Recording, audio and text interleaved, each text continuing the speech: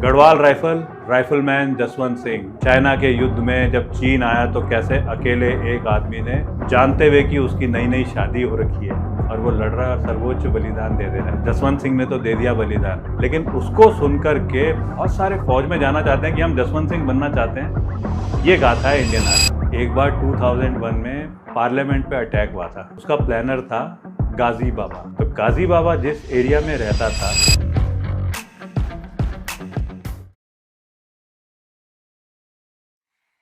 इतना मतलब टेररिस्ट के बारे में इतना आपने पढ़ा, आप उनकी बॉडी लैंग्वेज सीखी, तो मतलब आपको क्या लगता है एक टेररिस्ट का माइंडसेट क्या है? मतलब वो किस तरीके से बड़ा हुआ है कि वो एक टेररिस्ट बना है? ऐसी क्या उनकी माइंडसेट रहती है, क्या सोच रहती है? दो तीन चीजें हैं। मतलब देखो, इंडोक्ट्रिनेशन, हम्म। उसको तैयार करा जा रहा है। हम्म। तो उसको तैयार करा जा रहा है कि भाई भारत ने कश्मीर को जबरदस्ती अपने उसमें रखा हुआ है। हम्म। कश्मीर के लोग भारत के साथ रहना चाहते हैं, हम्म। लेकिन जब वो आ रहा है पाकिस्तान या और मिडल ईस्ट कंट्रीज से, हम्म। तो उसके अंदर लिया गया है कि तू जा कर के वहाँ पे भारत से इसको उसको कश्मीर को वापस ला। वापस लाओ। लेकिन अगर तू ऐसा करने में कुर्बान हो गया हम्म। तो तेरे को फिर सीधा जन्नत मिलेगी। लेकिन बोलना बड़ा आसान है, अब उसे तैयार कैसे करा जाएगा? हाँ वही। रिलीजियस इंडोक्ट्रिनेशन, हम्म। परिवार के चीज़ों को सपोर्ट करना, उसके ऐसे लोगों को तैयार करना जो फंसे हुए हैं।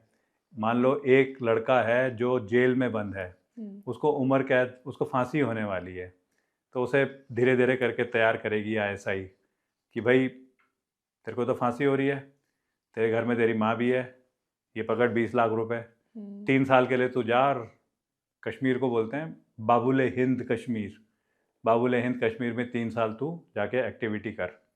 बच के आ गया तो तेरे को फांसी माफ़, ये 20 लाख जो दिए 20 लाख और दे दिए जाएंगे। अगर तू शहीद हो गया तो वो जन्नत भी मिलेगी।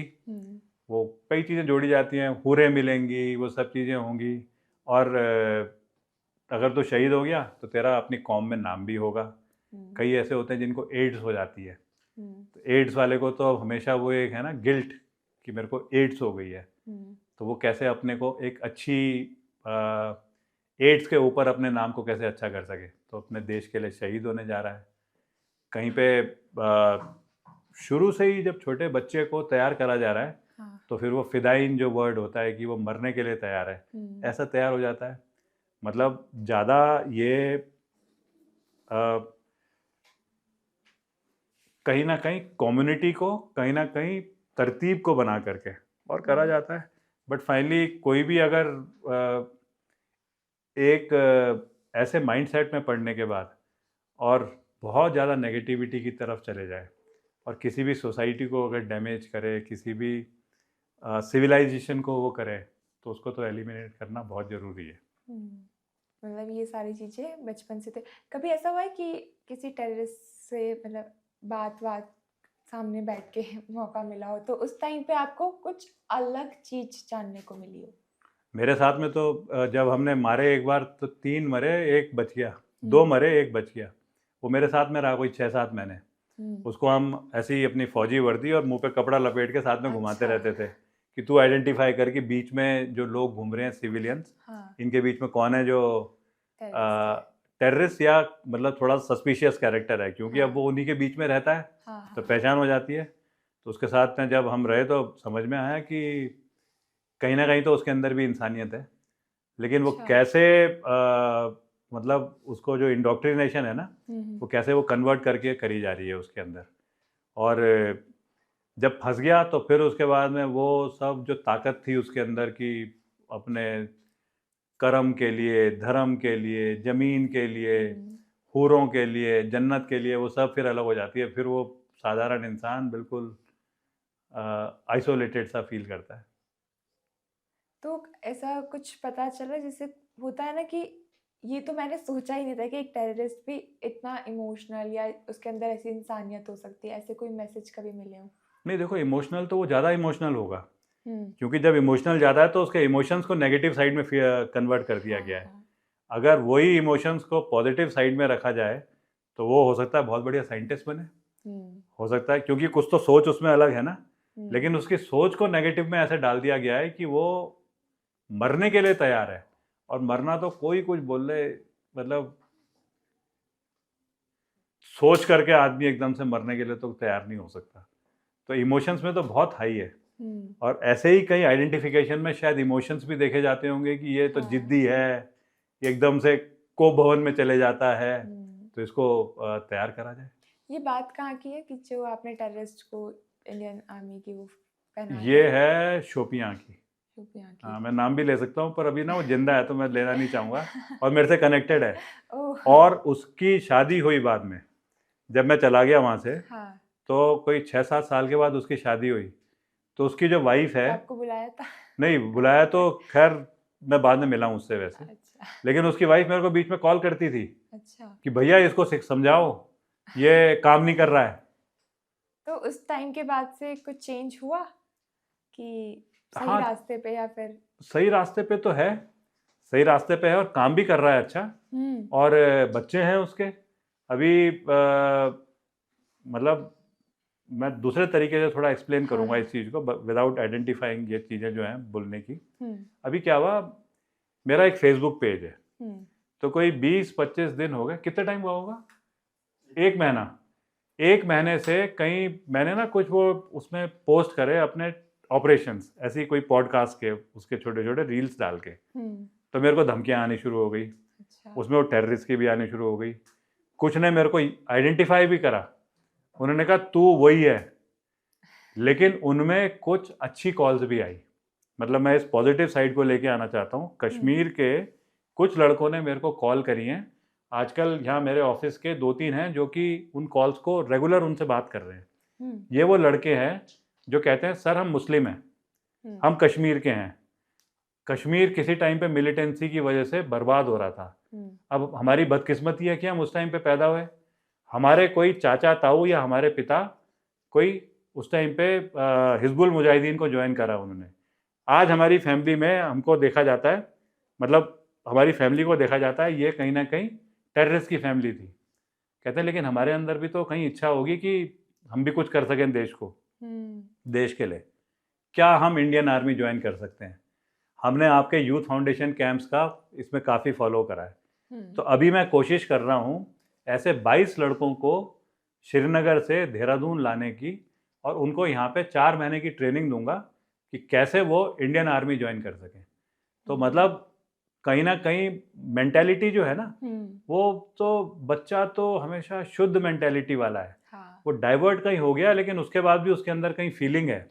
और अगर ऐसे इन बच्चों को मैं लेके आ पाया ना और इनको ट्रेन कर पाऊंगा, तो मैं 1 साल के बाद एक कैंप परमानेंट श्रीनगर में लगा दूंगा, जहाँ पे कि इनको गाइड करने का तरीका वो कर सकूं। उन्हें गाइडेंस की ज़रूरत है, वो बंडल ऑफ एनर्जी हैं जो सही चैनलाइज होकर के बहुत सारे कलाम साहब बनने की क्षमता रखते हैं।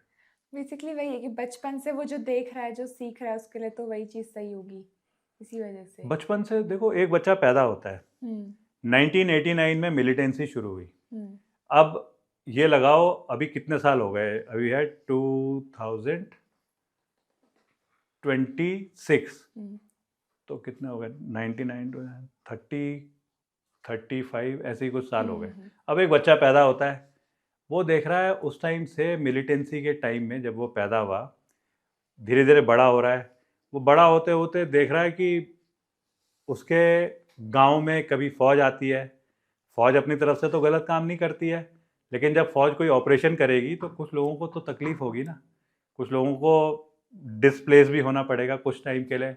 उस बच्चे को वो चीज़ दिख रही है, कोई लोकल उस बच्चे को साथ में बोला जा रहा है ये देखो ये आ रही है फौज, खराब फौज।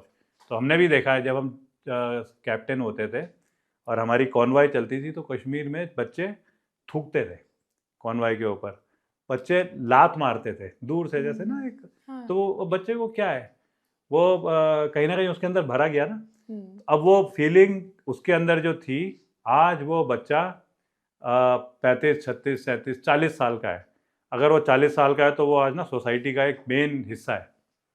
फीलिंग तो उस टाइम की है, तो कहीं ना कहीं एकदम से वो फीलिंग को तो हटाना इतना आसान नहीं है। ये लेकिन जो नए बच्चे आ रहे हैं, हाँ। जैसे मैं कह रहा हूँ कि जिनकी कॉल आई थी, जैसे आ रही है, वो तो कहीं ना कहीं वो नेगेटिव माहौल देख करके तो नहीं बड़े हुए हैं, तो उनके अंदर तो बड़ी अच्छी सी भावना है। तो उसी के बीच में कोशिश हो रही है। आज हमारी गवर्नमेंट की भी जो पॉलिसीज़ हैं वो ना इसी लाइन पे हैं कि खेल खिलाओ। उसी कश्मीर में मैं बाद में गया तो हर जगह ना खेल खेले जा रहे हैं। हर जगह बच्चे जो हैं वो आना चाह रहे हैं कि आकर के पढ़ाई करें मेनलैंड इंडिया से, यहाँ पे आकर के। पहले होता था कि कोई बच्चा, मतलब मेरे को याद है एक बार जब 2 बच्चे एक गांव में सिदऊ, वहीं पे शोपियां और पीर पंजाल के बीच में, जब सिदऊ के पास ना एक सिदऊ और तंगी मार्ग 2 गांव थे, वहाँ से एक बच्चा पढ़ने गया था बाहर, इंडिया आया था, मेनलैंड इंडिया, कश्मीर इंडिया का हिस्सा तो है ही।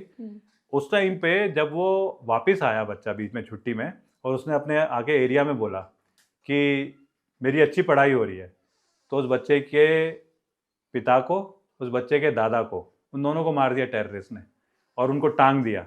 ये फियर, ये डर दिलवाने के लिए कि ऐसी बातें कोई ना बोले और वो बच्चा भी नेगेटिव बोले कि वहाँ तो बहुत ख़राब है, ताकि बाकियों का मेनलैंड इंडिया से गुस्सा ज़्यादा बढ़ते रहे। और अभी मैं जाकर के देखता हूँ तो इतने सारे बच्चे पढ़ने यहाँ पे आ रहे हैं। हमारी वहाँ पे इंस्टीट्यूट्स खुल रही हैं, वहाँ पे कॉरपोरेट जो हैं वो वहाँ पे अपना बिजनेस सेंटर बना रहे हैं। गुलमर्ग जैसी जगह है वो आज सबसे बड़ा ये स्की टूरिज्म डेस्टिनेशन बन रहा है। वहाँ पे जिंदल ग्रुप, JSW, सज्जन जिंदल जी, वो इंडस्ट्रीज लगा रहे हैं, वहाँ पे होटल आ रहे हैं। तो ये कहीं ना मतलब अपने आप ही माइंडसेट को और जो सोसाइटी है उसको स्ट्रॉन्ग बना करके और उनके अंदर सेंस ऑफ पर्पस लाने के लिए एक बहुत अच्छा प्रयास चल रहा है। जगह जगह खेल हो रहे हैं, मतलब वहाँ क्रिकेट खेले जा रहे हैं, वहाँ पे स्पोर्ट्स की अलग ही एक एवेन्यूज बननी शुरू हो गई। विकलांग बच्चे भी अपनी टीम बना रहे हैं वहाँ पे, तो वो चीज़ भी है। धीरे धीरे चेंजेस आ रहे हैं, ऐसे ही लाए जाते हैं। हाँ, एक पॉजिटिव चेंज धीरे धीरे ही आते हैं। 89 की मिलिटेंसी अभी तक चली है, तो उसको वाइप ऑफ करने में भी टाइम तो लगेगा थोड़ा सा। तो अभी तक आपके पूरे करियर उसमें आपका सबसे इमोशनल मोमेंट कौन सा रहा है आर्मी में? जैसे आपने बताया कि आपके साथ जो इंजीनियर थे वो शहीद हो गए थे, ऐसे कभी हुआ है कि कोई साथ में कोई शहीद हो गया और तो वो एक इमोशन वहाँ पे जग गया हो? नहीं देखो, शहीद तो मतलब मेरे साथ तो बहुत सारे मतलब इंसिडेंट्स हुए हैं जिसमें शहीद भी हुए हैं, जिसमें मिसिंग है अभी तक। अच्छा। वैसे भी है, लेकिन ये कहीं ना कहीं मतलब मेरे को कुछ ना कुछ एक्सपीरियंस ही देते रहे। जैसे एक, मैं इसको दूसरे तरीके से ये बोल सकता हूँ, कहते हैं ना बिल्ली की पता नहीं 9 मौतें होती हैं, कितनी 9 जिंदगियां होती हैं, ऐसे कुछ होता है एक डायलॉग। मेरे तो लाइव डेथ सिचुएशन जो हैं वो 9 से ज़्यादा होंगे। एक बार जैसे मैं बात कर रहा था अभी कि हमारी जो गाड़ी थी, जब उस पर एम्बुश हुआ, वो तो कोई मान ही नहीं सकता कि अगर एक गाड़ी के अंदर 156 गोलियां एम्बेडेड मिलें तो पता नहीं कितनी फायर हुई होंगी। 156 तो उसकी बॉडी में मिली हैं और उसके बाद भी हम में से एक को भी नहीं लगी। जब हम खरोंच भी नहीं आई हम में से किसी को। सारे शीशे टूट गए। गाड़ी में हम बैठते हैं तो आगे शीशे होता है, पीछे शीशे होते हैं, साइड में होते हैं, सारे शीशे टूट गए। इसका मतलब गोलियां थ्रू एंड थ्रू गई होंगी ना। हम 6 उसमें बैठे हुए, और वो टेररिस्ट जो मैं कह रहा ना 6-8 महीने मेरे साथ में रहा, वो भी बैठा हुआ है बुर्का पहन करके अंदर। तो वो हमारे साथ इंसिडेंट हो रखा है। जो इंजीनियर हमारे साथ जो मारा गया म्यांमार में, वो तो हम ही मारे जा सकते थे। जब इंजीनियर मारा गया उसके बाद दोबारा से उस ऑर्गेनाइजेशन ने, अरकान आर्मी ने हम पे स्टैंड ऑफ अटैक करा, रॉकेट्स मारे। मेरे साथ वो कैप्टन तेजपाल नेगी है जो यहीं बाहर बैठा हुआ था, अभी मिला था। इसके पूरा यहाँ से माइंड में आकर के पूरा फट गया था। उसके बाद डर का ऐसा इन्वायरमेंट बन गया कि यहाँ पे तो दोबारा से किसी के ऊपर भी अटैक हो सकता है। माइंस लगी हुई हैं, क्योंकि माइन पे ही उनका पाँव पड़ा, और एक तेजपाल और एक नाजिज हुसैन था, उसके पूरा फटा। बच गए वो, लेकिन काफ़ी टाइम के बाद ठीक हुए। लेकिन उसके बाद क्योंकि सबके अंदर माहौल डर का था वो मेरे को दूर करना था। मैंने एक ये होती है ना जेसीबी एक्सकेवेटर्स, मैंने एक एक्सकेवेटर उठाई, बैठा उसमें और वो माइंस के बीच में चला गया। वो माइंस फटी, उसके ऊपर से मैं गाड़ी चला करके लेके गया, 9 माइंस फटी। उसके बाद भी हम बचे हुए रह गए। अपना अवलांच में दबे हम, माउंटेनियरिंग उसमें जब अवलांच आया तो उसमें कोई मान ही नहीं सकता कि तुम्हारे ऊपर 15 फीट बर्फ़ आकर के दब गई है, मतलब इकट्ठी हो गई है। तुम्हारे साथ 2 ऑफिसर हैं, वो मारे गए और तुम उसके बाद में लोगों को फिर भी रिट्रीव कर रहे हो। इतना जोर का इम्पैक्ट कि जैसे स्वेटर पहन रखी है तो स्वेटर के राइट साइड में वो अभी भी वो निशान है, छेद है। मैंने वो स्वेटर बचा के रखी हुई है। ये 2010-11 की बात है। घड़ी थी हाथ में, घड़ी झटक गई। उसके बाद से मैंने कभी घड़ी नहीं पहनी। यहाँ पे केदारनाथ ऑपरेशंस के टाइम पे बड़ा पत्थर, इस कमरे से बड़ा पत्थर आता है ऊपर से। तो हम एक रात के टाइम पे एक एरिया को क्रॉस कर रहे हैं और क्योंकि सारा हिमालय अनस्टेबल था 2013 के डिज़ास्टर के बाद, तो मेरे को काम भी करना है और टीम को भी मोटिवेट करना है। तो मैं खुद ही उस टीम के साथ में चल रहा था और वो जब पत्थर आना शुरू हुआ तो आवाज़ आनी शुरू हो गई, गड़गड़ गड़गड़ गड़गड़। अब वो कहाँ आएगा किसी को नहीं पता, लेकिन वो पत्थर मेरे ऊपर ही आया। मेरे साथ में जो 2 गोरखे लड़के थे उन्होंने अपने को सोचे बगैर मेरे को बचाने में लग गए। मैं गिरा, कोई 5 महीने फिर मैं उसमें रहा, क्रचेज़ में, लेकिन फिर बच के आ गया। एक बार कहीं इतने ऊपर से मैं गिरा नीचे, वहीं केदारनाथ रिकंस्ट्रक्शन के टाइम पे। तो सबको तो था कि अब तो ये नहीं बचेगा। एक मेरी ये उंगली है, ये दिखती है अभी भी यहाँ पे टूटी हुई, ये वहीं की टूटी हुई है। तो ऐसे और भी बहुत सारे मेरे साथ इंसिडेंट्स हैं जो चलते गए। तो ये सब होते जा रहे हैं, लेकिन लाइफ अच्छे तरीके से मौके दे रही है और चीज़ें करने के। सबसे बेस्ट मोमेंट कौन सा रहा है? हर इवेंट के कहीं ना कहीं मोमेंट बेस्ट होते हैं। कभी तुम माउंटेनियरिंग में जाते हो तो पूरे चैलेंजेस रहते हैं। ये नहीं पता तुमने आज जो डिसीजन लिया है कल ये लेकर के चलोगे कि अरे ये तो गलती हो गई। तो लेकिन तुम अपना बस एफर्ट्स करते जा रहे हो, टीम तुम पे भरोसा लेके चल रही है और फाइनली जब सक्सेस होती है तो वो मोमेंट बड़ा यूनिक होता है। मैं 2012 में इंडियन आर्मी की, जो इंडियन आर्मी में लेडी ऑफिसर्स हैं ना लेडीज़, तो उनकी टीम को लेकर के मैं लीडर था। मैं गया माउंट एवरेस्ट। तो जो माउंट एवरेस्ट की समिट है उसके नीचे कैंप होता है, लास्ट कैंप, उसी को बोलते हैं समिट कैंप, फाइनल कैंप। जब टीम वहाँ पे पहुँची तो क्या होता है, एवरेस्ट चढ़ने के लिए समिट कैंप में पहुँचते हैं, उसे बोलते हैं साउथ कॉल। और रात को फिर टीम फाइनल क्लाइंब के लिए चढ़नी शुरू होती है। रात को चढ़ते चढ़ते सुबह 4-5 बजे तक एवरेस्ट के टॉप में पहुंचती है, फिर पूरे दिन चल के नीचे आ जाती है क्योंकि वहाँ पे ऑक्सीजन कम है, वहाँ पे कभी भी मौसम ख़राब हो सकता है। तो ये एक मेथोडोलॉजी है जो फॉलो करी जाती है। रात को जब चलती है तो सबके सर में लैंप लगे होते हैं, हेड लैंप, उसी रोशनी में चढ़ते हैं। तो टीम पहुँच गई ऊपर साउथ कॉल में और मौसम ख़राब हो गया। तो मेरे को डिसीज़न लेना था कि इनको ऊपर भेजूं कि नीचे बुलाऊं, क्योंकि मौसम ख़राब का मतलब बुरी तरह से डेथ। तो लड़कियां, लेडी ऑफिसर्स बड़ी स्ट्रांग हैं, लेडीज़ भी और ज़्यादा स्ट्रांग है बल्कि, क्योंकि वो तो मैन डोमिनेटेड इन्वायरमेंट में अपने को प्रूव करने के लिए और भी तगड़े तरीके से करती हैं। तो वो मेरे पीछे पड़ी हुई कि सर आप ये मौसम को छोड़ो और हमें जाने दो ऊपर, मेरे को डिसीज़न लेना है। फाइनली मैंने डिसीज़न लिया कि तुम ऊपर नहीं जाओगे, तुम नीचे आओगे। तो रोते रोते सब नीचे आई। लेकिन उसके बाद में अच्छा, जब नीचे आते हैं एवरेस्ट से एक बार अटेम्प्ट करके तो दोबारा जाना पॉसिबल नहीं है, क्योंकि तुम्हारे पास जो सामान होता है, ऑक्सीजन होती है, बॉडी की ताकत होती है, वो ख़त्म हो जाती है, इतनी एनर्जी लगती है। अब वो सब इसी उसमें नीचे आई।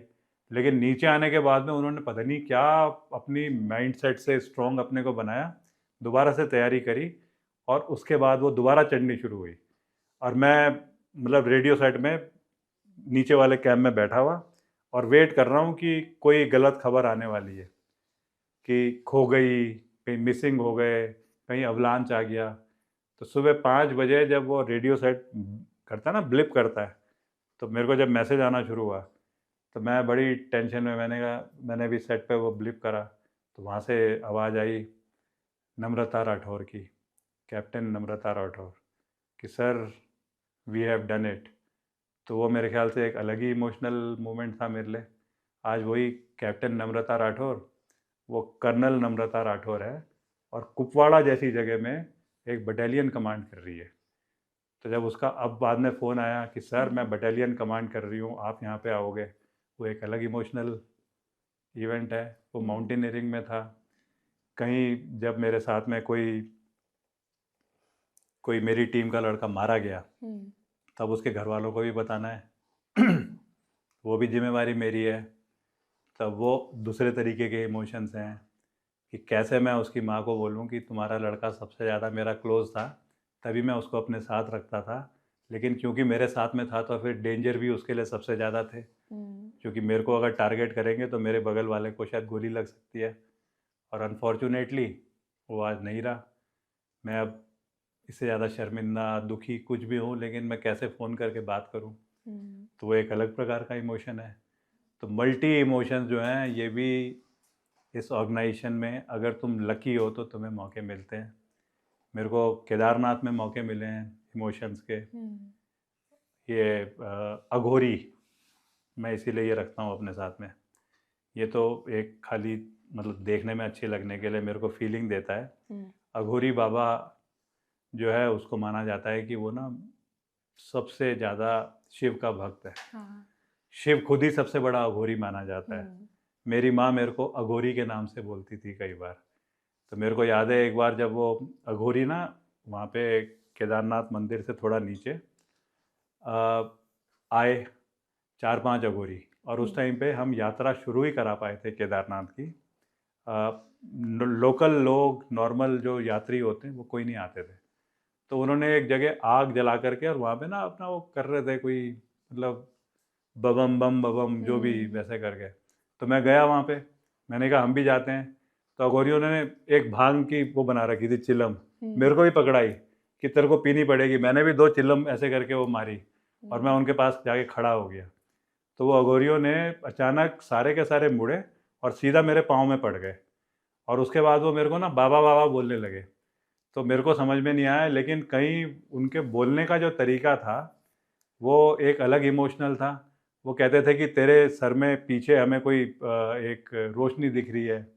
अब ठीक है, जो मर्जी वो सोचे, पर केदारनाथ का पुनर्निर्माण तो मैंने ही करा है। हाँ, इस वजह से भी तो हो सकता अब है। वो कहीं उनकी वो फीलिंग उस टाइप से, उन्होंने फिर मेरा नाम रख दिया छोटा केदार। फिर उन्होंने मेरे को एक नाम रख दिया भोले का फौजी। अब मैं दूसरे इमोशंस में आ गया। मैंने कहा कहीं ऐसा तो नहीं कि कहीं शिव भगवान ने मेरे को वाकई में शक्ति दे दी हो और मैं उसको टाइम वेस्ट कर रहा हूँ, मैं यूटिलाइज ही नहीं कर रहा हूँ। तो मैंने कहा मैं टेस्ट करता हूँ। उन्हीं इमोशंस में मैंने अपने को टेस्ट भी करा। तो केदारनाथ से उत्तर काशी में 15 दिन में एक बार जाता था, क्योंकि उत्तर काशी में नेहरू इंस्टीट्यूट ऑफ माउंटेनियरिंग, जहाँ का मैं प्रिंसिपल था, वहाँ मेरे को कुछ डॉक्यूमेंटेशन के लिए जाना पड़ता था। तो जब भी मैं जाता था तो मेरे को हमेशा रास्ते में ये घनश्याली के पास में लेपर्ड दिखता था, बाघ दिखता था, तो रात के टाइम पे। और वो कहीं सड़क में ना थोड़ा आगे चलेगा, कभी साइड में, लेकिन दिखता हमेशा था। तो मैंने कहा मैं अपनी ताकत को ज़रा वो करता हूँ, टेस्ट करता हूँ। तो मैंने कहा कहीं ऐसा ना हो मैं बोलूँ ये कर दूंगा और नहीं हुआ तो मेरा कॉन्फिडेंस टूट जाएगा। तो मैंने कहा मैं इस बार जब आऊँगा तो मेरे को बाघ दिखेगा। वो तो दिखता ही था, और उससे मेरा कॉन्फिडेंस बढ़ेगा कि हाँ शक्ति आ गई है। तो हम आए, चले रास्ते में, वो पहली बार था मेरे को उस रास्ते में बाघ ही नहीं दिखा। तो वो फिर हम दोबारा धरती माता पे आ गए। वो भी एक इमोशनल था। तो ये अलग अलग टाइप के इमोशंस हैं। तो इन सब चीज़ों के बाद आप पॉलिटिक्स में कैसे, पॉलिटिकल शिफ्ट कैसे आया? नेता अजय कोठियाल जिंदाबाद। मैंने अपनी लाइफ में जो भी चीज़ें करी हैं वो अपनी इच्छा, अपनी मर्जी और अपने सेटिस्फैक्शन से करी है। लेकिन जो चीज़ें मैंने करी हैं, मैं ये किसी दूसरे से तुलना नहीं करता हूँ, पर अपने से तुलना करता हूँ कि वो सब चीज़ें यूनिक रही हैं। Mountaineering, highest level of mountaineering मेरे पे ठप्पा लगता है वो। आर्मी में नौकरी बहुत सारे करते हैं, सीनियर्स भी बहुत बनते हैं। मैंने तो उतनी ही नौकरी करी जहाँ तक मैं एंजॉय करना चाहता था। कमांड अपनी पलटन करके मैंने आर्मी छोड़ दी, लेकिन उसमें हाईएस्ट गैलेंट्री अवार्ड्स, कीर्ति चक्र, शौर्य चक्र, आर्मी में कमेंडेशन कार्ड्स मिलते हैं, पता नहीं कितने मिल रखे हैं मेरे को। रिटायरमेंट के बाद मेरे को कमेंडेशन कार्ड मिल रखे हैं। ये जनरल अनिल चौहान है इसमें फ़ोटो में ऊपर सबसे बाएं, इन्होंने मेरे को दिया है कमेंडेशन कार्ड, जो अभी CDS हैं।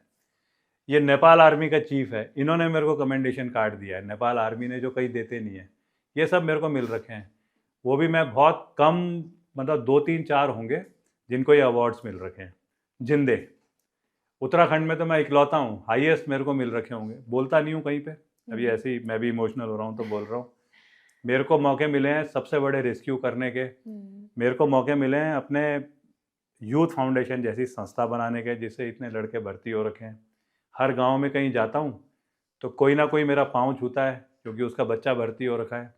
दिल्ली में जाता हूँ, जहाँ तुम पढ़ा, जहाँ पे तुम नौकरी कर रहे हो, जहाँ पे तुम हो, वहाँ पे किसी होटल में जाता हूँ तो कोई जितनी उसकी काबिलियत है, वो होटल में काम करने वाला लड़का एक मेरे लिए छोटी सी डिश लेके आएगा कि सर मेरा भाई आपके कैंप में था और वो आज फलानी पलटन में नौकरी कर रहा है। तो उसकी वो भावना, ये सारे मौके जो मेरे को मिल रखे हैं, ये मेरे को लगता है कि ये ना एक सब एक्सेप्शनल, यूनिक है।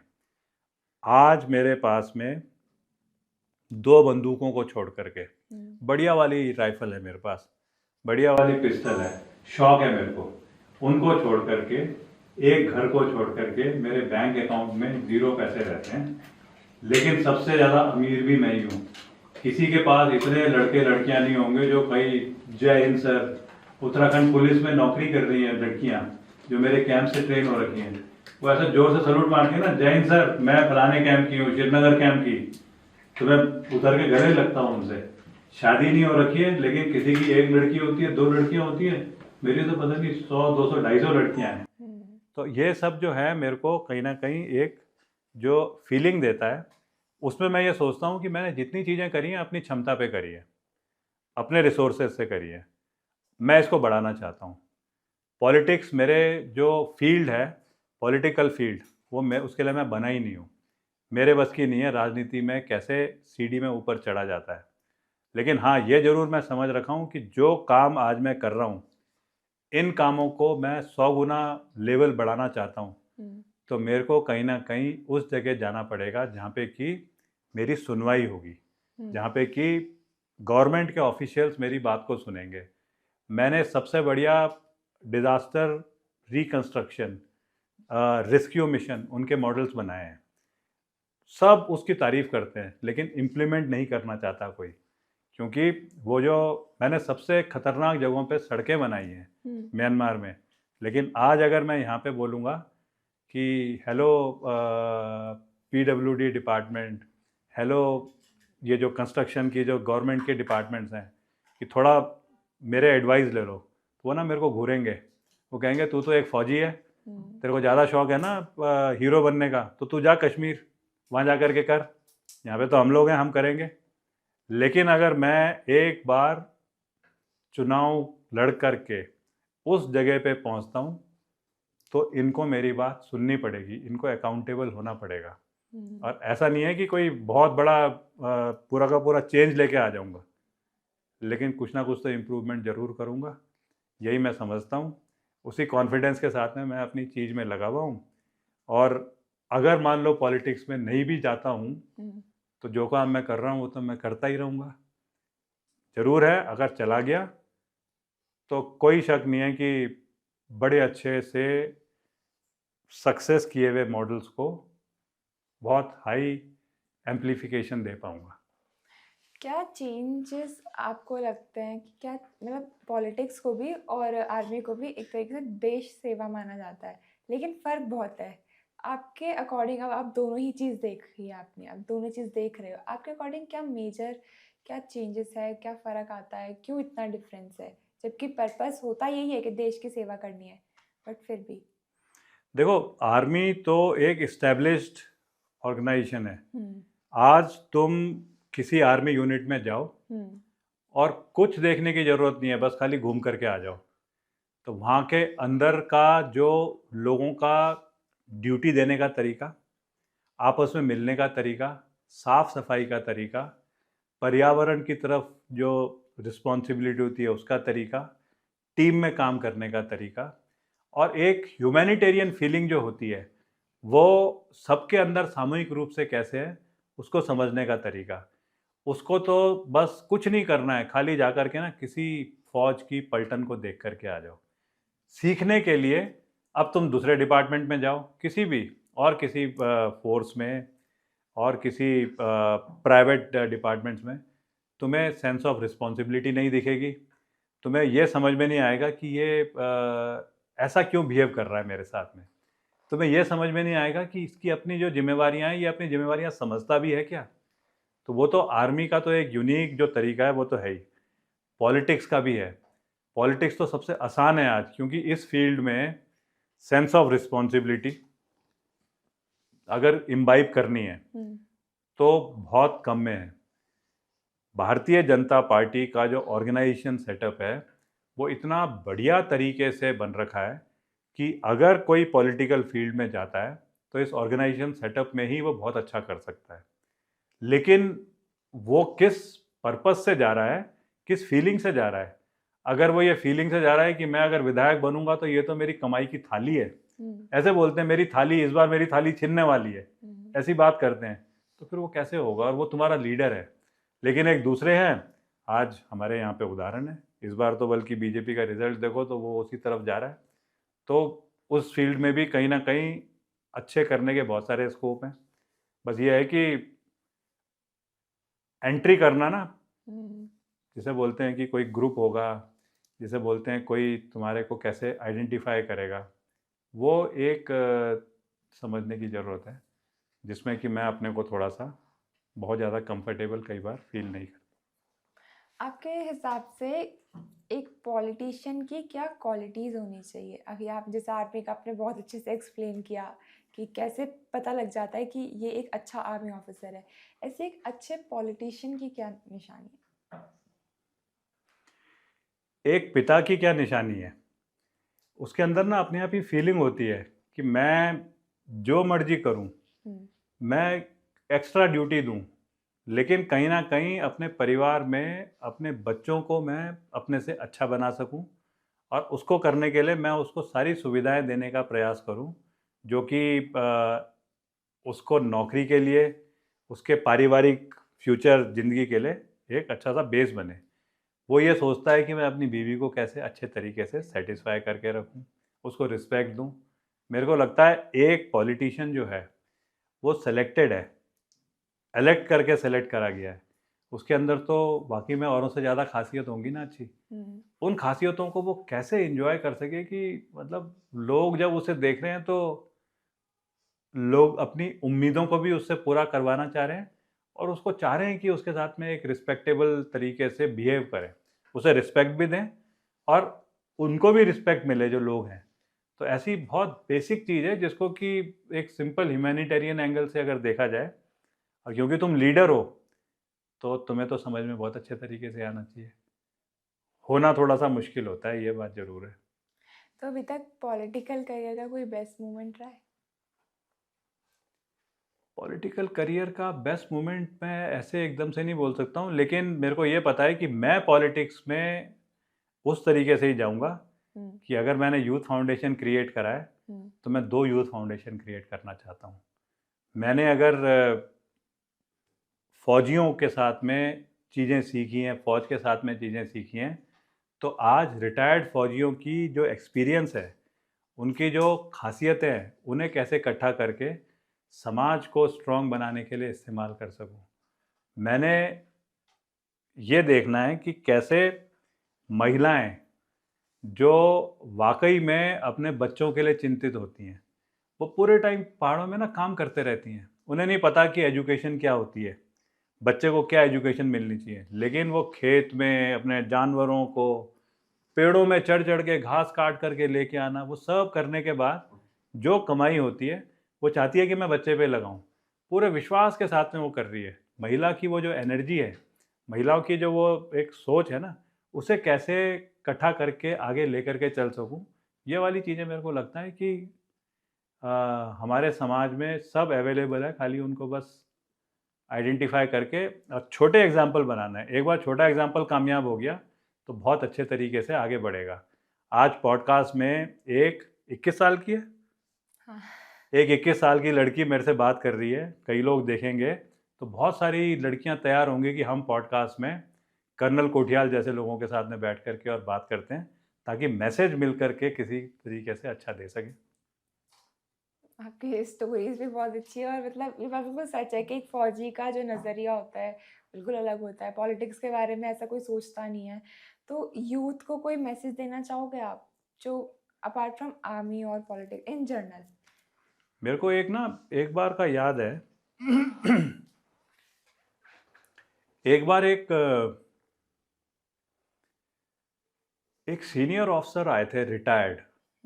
उन्होंने हमको एक बड़ा अच्छा एक एग्जाम्पल दिया था। उन्होंने एग्जाम्पल दिया था कि तुम ट्रेन हो रहे हो, अब तुम ट्रेन होकर के उस लेवल पे पहुंच गए हो कि तुम ये मानो कि एक नदी है, तुम एक साइड से नदी में कूदे और तैर करके दूसरी साइड में निकल जाओगे, पूरा पार करके। वो नॉर्मल बात नहीं है। तुम्हें बीच में कभी सांप बिच्छू भी दिख सकते हैं, तुम्हें कहीं बीच में ये जो क्रोकोडाइल है वो भी दिख सकते हैं। ये क्रोकोडाइल, ये सांप बिच्छू, ये हमेशा तुमसे दूर रहना चाहते हैं। ये इंसान को के नज़दीक नहीं आना चाहते। लेकिन फिर भी अगर कोई आ गया सामने, तो तुम्हारे में ये क्षमता होनी चाहिए कि पहले तो थोड़ी थोड़ी अपनी दिशा बदली करो, क्रॉस, क्योंकि तुमने नदी करनी है, तुम्हारा मेन टारगेट वो है। पर अगर फिर भी सामने आ गया तो फिर तुम्हारे हाथ में इतनी ताकत होनी चाहिए आगे, इतना ज़ोर से मारो उस क्रोकोडाइल के, जो कि तुमसे 100 गुना ताकत में ज़्यादा है, कि उसका एक दांत या कुछ भी, आँख टूट जाए। वो इतना ज़ोर से तुम तब मार सकते हो जब तुम्हारा हाथ भी टूटे। अगर तुम सोच रहे हो यूं थप्पड़ मारा और वो हो गया, तो वो भी नहीं हो सकता। लेकिन वो मारने की क्षमता तुम में होनी चाहिए, क्योंकि तुम एक यूथ, एक सोल्जर हो। जब तुम क्रॉस कर रहे हो तो कोई छोटे छोटे ऐसे जानवर भी होते हैं जो अकेले नदी क्रॉस नहीं कर सकते, वो तुम्हारी बॉडी के ऊपर आके बैठ जाएंगे, तुम्हें दिखेंगे, तुम बैठने दो उनको। क्रॉस करने के लिए वो तुम्हारी मदद ले रहे हैं। लेकिन अगर कोई बड़ा आकर के बैठा और वो खुद क्रॉस कर सकता है और तुम्हारे को यूज़ कर रहा है, तो उसे तो ठोक ठोक के मारना है। तुम्हारे अंदर एनर्जी है, तुम्हारे अंदर ताकत है, तुम्हें अपने फोकस को बहुत अच्छे तरीके से आगे लेके चलना है। कोई रिलीजियस पर्पस से, कोई पॉलिटिकल पर्पस से, कोई इंडिविजुअल पर्पस से अगर तुम्हारा यूटिलाइजेशन कर रहा है, उसको पहचानना है और उसे बुरी तरह से दुत्कारना है। तुम राष्ट्र निर्माण में बहुत अच्छे तरीके से ये सब करके अपना रोल डिफाइन करवा सकते हो और तुम्हारी पहचान अलग बनेगी। ये मेरा यूथ को ज़रूर संदेश है, और यूथ ही आज इस देश को और अच्छे तरीके से 2047 जो हमारे प्रधानमंत्री मोदी जी एक टारगेट लेकर के चलते हैं, उसमें उनका यूथ का बहुत बड़ा फिर रोल अपने आप आएगा। सर, ये मेरा लास्ट क्वेश्चन है। अगर कर्नल अजय कोटियाल कर्नल नहीं होते, आर्मी में नहीं होते या पॉलिटिक्स में नहीं होते, तो वो किस प्रोफेशन में होते और क्यों? मेरे ख्याल से बाबा किसी गुफा में। केदारनाथ तो एक है, बाबा तो हर जगह रहता है। हाँ। मेरे को एक बार कभी किसी ने बोला था, ये जरूर शेयर करना चाहूँगा। 2013 में जब डिज़ास्टर आया, उत्तराखंड डिज़ास्टर फेमस हुआ केदारनाथ डिज़ास्टर के नाम से, तो तब मैं नेहरू इंस्टीट्यूट ऑफ माउंटेनियरिंग का प्रिंसिपल था। तो मेरा मेजर रोल रहा है गंगोत्री वैली में रेस्क्यू करने का। उसमें कोई हमने 6,500 लोगों को रेस्क्यू करा। उसके बाद अचानक जैसे जून में डिज़ास्टर आया था, तो जुलाई में मैं पहली बार केदारनाथ गया, लेकिन एक ऑल्टरनेट रूट आइडेंटिफाई करने के लिए कि केदारनाथ वैली में तो सब टूट गया है, ना कोई घर बचा है, ना सड़क है, ना ब्रिजेज हैं, कोई चल ही नहीं सकता। तो ऑल्टरनेट रास्ता कैसे बनाया जाए, उसके लिए मैं गया था। अब मैं जाता हूँ केदारनाथ 2014 में दोबारा से यात्रा शुरू कराने के लिए। इसका मतलब पूरा कंस्ट्रक्शन करना है और यात्रा शुरू करानी है। तो जब मैं वहाँ पे गया तो मेरे को बड़ा क्लियर था कि ये काम तो मैं कर सकता हूँ, टीम मैं इकट्ठी कर सकता हूँ। लेकिन ये जो गवर्नेंस के सिस्टम होते हैं, ये तो मेरी बात मानेंगे ही नहीं। ये तो कहेंगे कि तू फौजी कहाँ से आ गया, ना तो इंजीनियर है ना कुछ है। तो मैंने क्या करा, मैं एक मीटिंग में उत्तराखंड सेक्रेटेरिएट में चीफ मिनिस्टर बैठे हुए थे, एक साइड में टेक्नोक्रेट्स थे, इंजीनियर्स और आईएएस ब्यूरोक्रेट्स, एक साइड में पुलिस डिपार्टमेंट वाले बैठे थे और 2-3 पॉलिटिशियन बैठे थे। और बात हो रही थी कि 2014 में 4 मई को कपाट खुलने हैं केदारनाथ के, और कैसे खोल पाएंगे। ये मीटिंग थी फरवरी 26 तारीख को, वो मेरा बर्थडे का दिन था। मैं भी उस मीटिंग में बैठा हुआ। तो सब ना कर रहे कि यात्रा को 5 साल के लिए पीछे करो, अभी तैयारियां होंगी, टाइम लगेगा, और सब उसमें हाँ हाँ कर रहे हैं। तो मेरी भी बारी आई। तो जब मेरी बारी आई तो मैं खड़ा हुआ, और मैं जानबूझ के उस दिन ना यूनिफॉर्म पहन के अपने मेडल्स वगैरह पहन के गया था ताकि थोड़ा सा अलग दिखूं। मैं खड़ा हुआ, मैंने सीधा सैल्यूट मारा चीफ सेक्रेटरी और सीएम को। मैंने कहा मज़ा आ गया, हम तो इंसान हैं, हमें एक बार कोशिश तो करनी चाहिए। अगर नहीं कर पाएंगे तो कम से कम ये मलाल तो नहीं रहेगा कि कोशिश ही नहीं करी। पर अगर कोशिश ही नहीं करेंगे तो पता कैसे चलेगा कि हो सकता था कि नहीं हो सकता था। अब मेरी बात मान तो ली गई, लेकिन मेरे को उस टाइम पे राकेश शर्मा सर बैठे थे वहाँ पे, वो एडिशनल चीफ सेक्रेटरी थे। उन्होंने बोला कर्नल साहब मेरे को पक्का यकीन है आप कर दोगे इसे, लेकिन ये जो बाकी सारे बैठे हैं ना, इनको कैसे हैंडल करोगे। तो मैंने एक हेलीकॉप्टर मांगा कि मैं रेकी करके आता हूँ। मैं रेकी में गया केदारनाथ, तरतीब बनाई, अपने साथ 8 लोगों को लेकर के गया मैं, 8 या 10। पर वो 10 लोग में से कोई इंजीनियर नहीं था। मैं प्योर गढ़वाली गोरखे पहाड़ के लड़के ले गया जो कि असली में काम कर सकते थे। और हेलीकॉप्टर को हमने ऊपर से होवर करा के, क्योंकि वहाँ उतर नहीं सकता था केदारनाथ में, बर्फ़ थी बहुत ज़्यादा, हम कूदे 8-8-9-9 फीट से, वहाँ पे रहे। और जब वहाँ पे रहे तो जल्दी क्या होता है पहाड़ में ना, जब बर्फ़ में तुम जाते हो तो ठंड की वजह से, सूरज की रोशनी की वजह से तुम्हारे स्किन फटनी शुरू हो जाती है। तो उसके लिए क्रीम लगाते हो, ultra violet protection cream, UV protection, ये होती है ना। तो सब ने वो क्रीम वगैरह लगाई। हम तो ट्रेन थे माउंटेन्स के लिए, हमें तो पता था क्रीम लगानी है, मैंने जानबूझ के क्रीम नहीं लगाई। अब उसके बाद में हम नीचे आने शुरू हुए 2 दिन रह करके। ऊपर 2 दिन रहे, हमने कुछ नहीं करा, कोई रेकी रुकी कुछ नहीं, बस बड़ी मुश्किल से पानी उबाल रहे और पानी, बर्फ़ को पानी बना रहे, और वो जो थोड़ा बहुत है वो खा रहे। 2 दिन के बाद में जब हम नीचे पहुँचे तो मैंने रास्ते से ही बोला कि सर वो कॉन्फ्रेंस दोबारा कराओ। दोबारा कॉन्फ्रेंस हुई। इस बार जब मैं वहाँ अंदर घुसा ना, तो मेरा मुंह वहाँ कट रखा था, कुछ जैसे ब्लीडिंग होती है तो वो यहाँ पे क्लॉटिंग भी हो रखी थी। मैं उस कॉन्फ्रेंस रूम में घुसा ना, मैंने अपने कपड़े चेंज करे वो जो 3 दिन तक पहने थे, और क्योंकि वो पूरी कंडीशन में तो कपड़े भी अजीब, स्मेल भी आ रही थी। मैं इन सब के नज़दीक से होते हुए गया ताकि इनको ना पहले तो फील हो कि मेरे से स्मेल आ रही है। फिर जैसे ही मैं उस कुर्सी में बैठने वाला था, उससे पहले ना मैंने ये जो ब्लड क्लॉटिंग हो रखी थी वो तोड़ दी, तो खून भी आना शुरू हो गया। और मैंने जाकर के वहाँ पे बोला कि ये तो कामयाब है मिशन। अब किसी की मजाल नहीं थी ये बोलने की कि नहीं हो सकता, क्योंकि मेरी कंडीशन देख करके साफ दिख रहा था मैं तो प्रैक्टिकली होके आ रहा हूँ, ये तो सब तो नीचे बैठ करके बात कर रहे हैं। वहाँ से जब मैंने केदारनाथ रिकंस्ट्रक्शन शुरू करा तो पहले तो लोगों ने बड़े एप्रीहेंशन दिखाए, लेकिन उसके बाद ना लोगों को दिख गया कि ये तो कर रहा है, चीज़ें हो जाएंगी।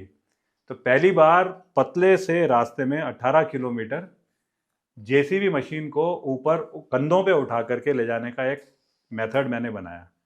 लेकिन जब मैं मशीन ले जा रहा था उस टाइम पे कुछ जो जियोलॉजिस्ट होते हैं, जिन्हें मैं बोलूँगा कि जो अपने प्रोफेशन को एज जियोलॉजिस्ट नहीं देखते, जो कि तरक्की को रोकने का काम करते हैं, उन्होंने मेरे को बोलना शुरू करा कि कर्नल साहब ये जेसीबी तुम ऊपर ले जा रहे हो तो ये तो बाद में ना नुकसान करेगी, ये या तो तुम ऐसा कुछ तरीका बनाओ कि इस्तेमाल करने के बाद जेसीबी नीचे आ जाए, नहीं तो तुम्हारे हाथ में है तो ठीक है, कल कोई और आएगा वहाँ पे वो इसका मिसयूज़ करेगा।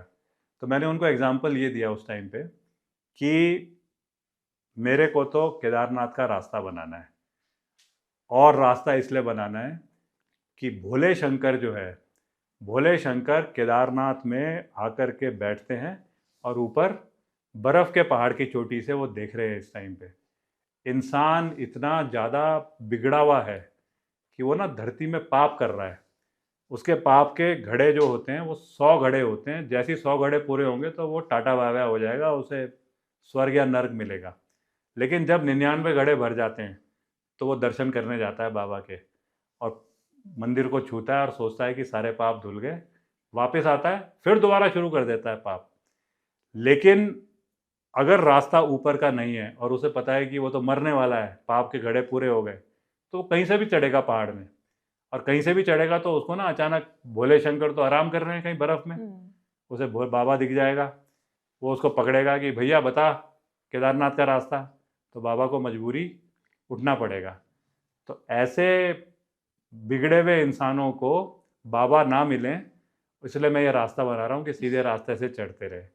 तो उस टाइम पे तो जियोलॉजिस्ट ने मेरी बात को कोई काटा नहीं, क्योंकि मैं बड़ा वो था। आज मैं थोड़ा सा दुखी भी होता हूँ जब मैं केदारनाथ जाता हूँ। मशीनें हैं ऊपर, उन लोगों के हाथ में पड़ गई हैं जो जियोलॉजिस्ट मेरे को कह रहे थे, जो कि सही तरीके से यूज़ नहीं कर पा रहे। हम ही ने वो मशीनें चढ़ाई। आज केदारनाथ का प्लान जो है वो पूरे तरीके से सही नहीं चल रहा है, ये देखने को भी मिलता है।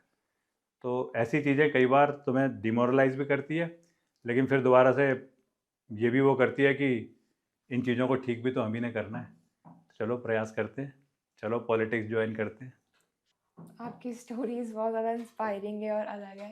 Thank you so much sir, आपने हमें इतना टाइम दिया। और एक लास्ट मैसेज आर्मी वालों के लिए। एक 17.5 साल का बच्चा उस नौकरी में जाता है जहाँ पे केवल उसी नौकरी में 17.5 साल के बच्चे जा सकते हैं, और किसी भी नौकरी में अगर जाएंगे तो बाल अधिकार और इनके तहत उस ऑर्गेनाइजेशन के अगेंस्ट केस हो जाएगा।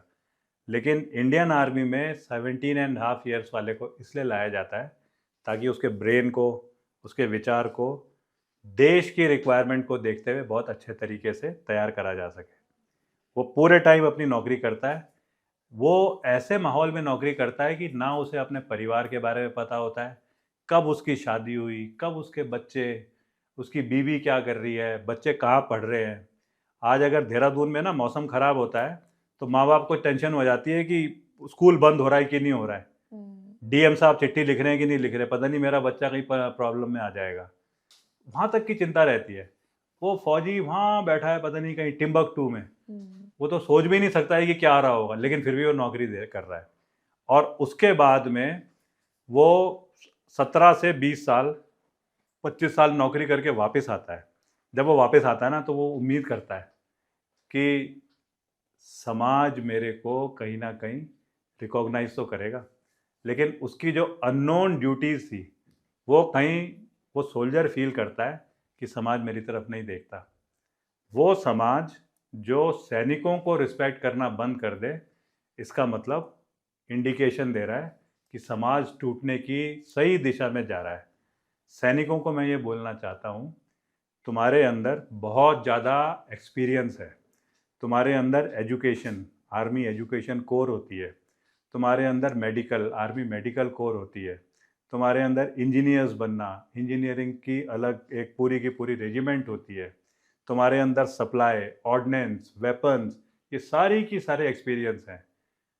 संगठित होकर के रहो, जो योगी जी बोलते हैं बटोगे तो कटोगे। तुमने संगठित होकर के समाज के निर्माण में अपना रोल प्ले करना है। अपने आप गवर्नमेंट के डिपार्टमेंट्स, अपने आप गवर्नेंस के तरीके तुमको रिकॉग्नाइज करेंगे। मैं हमेशा उस चीज़ के लिए उनके साथ में खड़ा हूँ, और वो प्रयास मेरा सबसे प्राइमरी एक पर्पज़ है जो उस पंडित राइफलमैन का लड़का करना चाहता है, जिस पंडित राइफलमैन ने कभी गढ़वाल राइफल ज्वाइन करी थी, आईजी रिटायर हुआ था, जिसका नाम है Satyasharan Kothia. Thank you so much sir. ये है वो किताब, ये है वो जो इसमें, इस किताब के फ्रंट पेज पे आ रहा है, इसमें फ्रंट पेज पे ये फ़ोटो है जिसमें कि मेरे को सबसे बड़ा जो प्रीस्ट है मिज़ोरम की चर्च सोसाइटी के, वो कन्वर्ट कर रहे क्रिश्चियनिटी में। ये वो एरिया है मिज़ोरम और म्यांमार का जहाँ पे मिलिटेंसी पीक में थी, जहाँ पे मैंने एक नाउम्मीद रखा हुआ प्रोजेक्ट शुरू कराया था जिसका नाम है Kaladan multi modal transit transport project. इस बुक में उन्होंने अपनी लैंग्वेज में लिखा हुआ है कि जीसस क्राइस्ट ने इस आदमी को आशीर्वाद देके हम मिज़ोरम वालों को अच्छा इस सोसाइटी में हमारी लैंड को स्पेस देने के लिए भेजा है। उस लैंड का नाम है जोरेनपुई। जोरेनपुई मतलब भगवान की ज़मीन। और इस किताब में खाली बस मेरी कहानियाँ उन्होंने लिखी हुई हैं। अगर इसके कोई पेज में फ़ोटो होगी, ये तो वो हो गई ये फ़ोटो, तो इसमें तुम्हें 2019 वाला अजय कोठियाल दिखेगा। वो जहाँ पे भी इसमें कुछ है वो सब बस खाली मेरे बारे में दे रखा है। ये फ़ोटो है म्यांमार और बॉर्डर की। तो ऐसी उन्होंने 20,000 किताबें छपवाई थी जब अजय कोठियाल को क्रिश्चियन बनाया गया था। और अपना टास्क पूरा करने के बाद अजय कोठियाल वापस आया। गंगा मैया में बहुत ज़्यादा ताकत है, उसने 5 डुबकी मारी और सारी की सारी चीज़ें दोबारा हो गई। आज अजय कोठियाल सामने बैठा है तुम्हारे। बहुत ज़्यादा अच्छी स्टोरीज है मतलब। Thank you so much sir.